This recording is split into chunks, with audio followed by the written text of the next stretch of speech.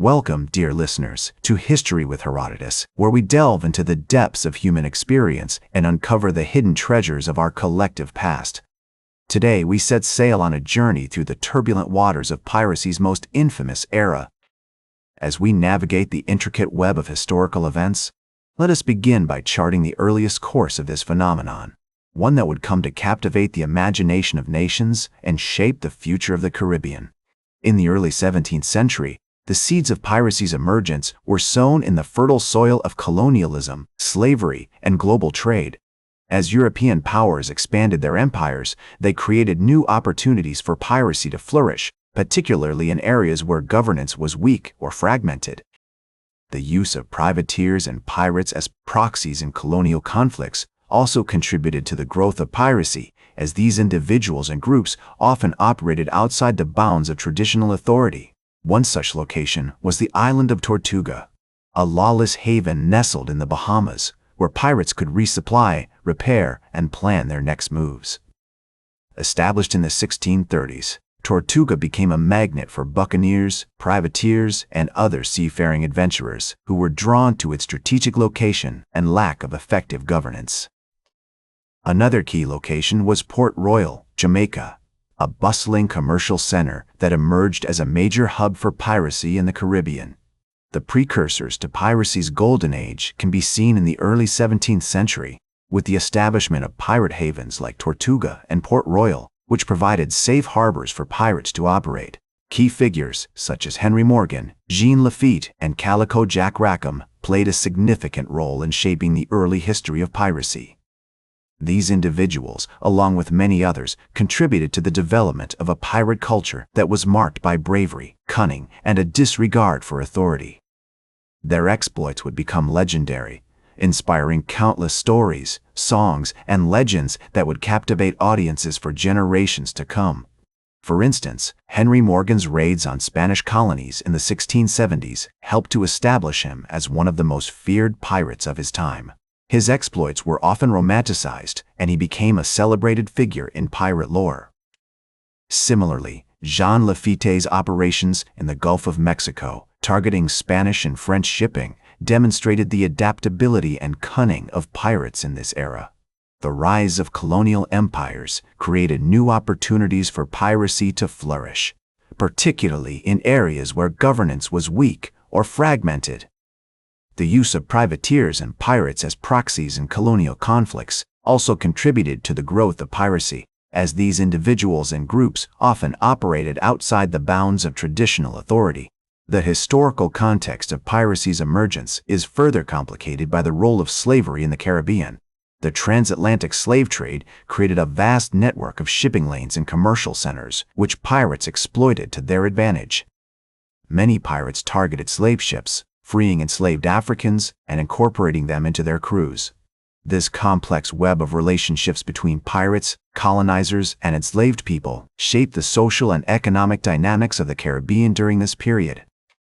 In the early 18th century, the Caribbean was a hotbed of pirate activity, with notorious havens like Nassau, Bahamas, and Port Royal, Jamaica, providing safe harbors for pirates to operate.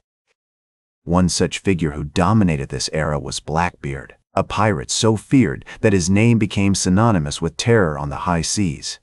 His exploits, which included blockading the port of Charleston, South Carolina, and demanding a ransom from the city, would become the stuff of legend. Another key figure of this era was Calico Jack, who sailed the Caribbean seas with his crew, which included the infamous female pirates Anne Bonny and Mary Read. Their exploits, which included plundering ships and evading capture, would become legendary, inspiring countless stories, songs, and legends that would captivate audiences for generations to come. The golden age of piracy was also marked by epic battles between pirates and the naval powers of Europe. One such battle took place in 1718, when Blackbeard's ship, the Queen Anne's Revenge, engaged in a fierce battle with the British warship HMS Jane. Although Blackbeard's ship was eventually captured, he himself escaped, only to meet his demise a few months later at the hands of Robert Maynard and his crew. The rise of colonial empires created new opportunities for piracy to flourish, particularly in areas where governance was weak or fragmented. The use of privateers and pirates as proxies in colonial conflicts also contributed to the growth of piracy, as these individuals and groups often operated outside the bounds of traditional authority. The social and economic dynamics of the Caribbean during this period were also shaped by the transatlantic slave trade. Many pirates targeted slave ships, freeing enslaved Africans and incorporating them into their crews. This complex web of relationships between pirates, colonizers, and enslaved people would have a profound impact on the development of the region. Pirates developed their own codes of conduct, with rules governing everything from the distribution of spoils to the treatment of prisoners. They also created their own mythologies, with stories of sea monsters and hidden treasure becoming an integral part of pirate folklore. The golden age of piracy would eventually come to an end, as European powers began to crack down on pirate activity in the Caribbean. The execution of Calico Jack Rackham in 1720 marked a turning point in this era, as pirates began to face increased pressure from naval authorities. However, the legacy of this period would live on, inspiring countless stories, songs, and legends that would captivate audiences for generations to come. The early 1720s marked a significant turning point in the history of piracy, as European powers, particularly the British, began to crack down on pirate activity in the region. The execution of Calico Jack Rackham in 1720, which we mentioned earlier, was just one of many examples of the increased pressure being put on pirates by naval authorities.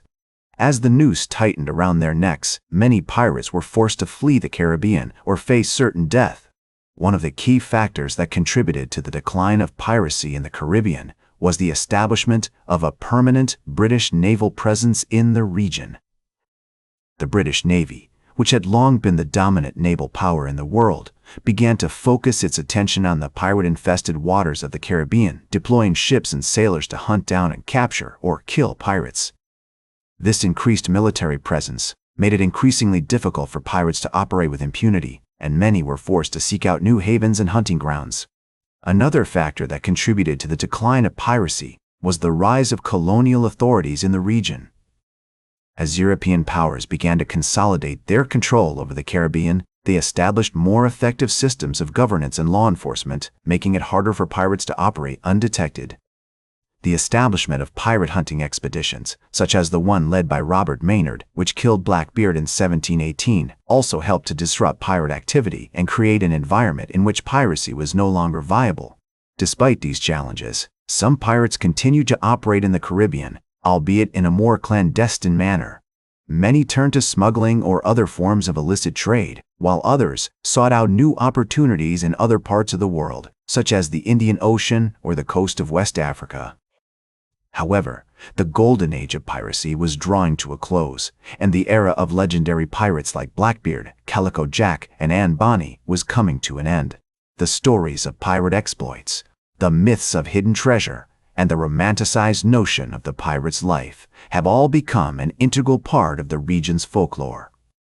Moreover, the impact of piracy on the social and economic dynamics of the Caribbean cannot be overstated, as it helped shape the complex web of relationships between colonizers, enslaved people, and indigenous populations that continues to influence the region's politics and society.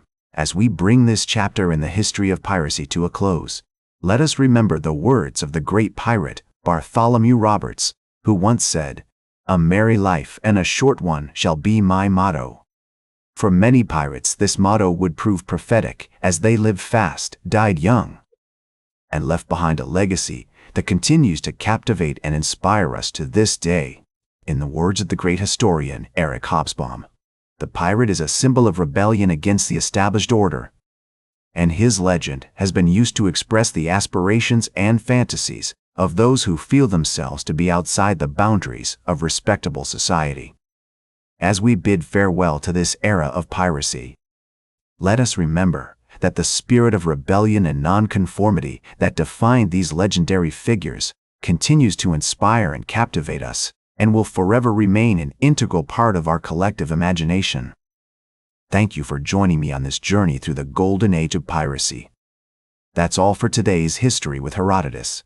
Remember to like, share, and subscribe, and until next time, remember that to understand the present, we must first understand the past.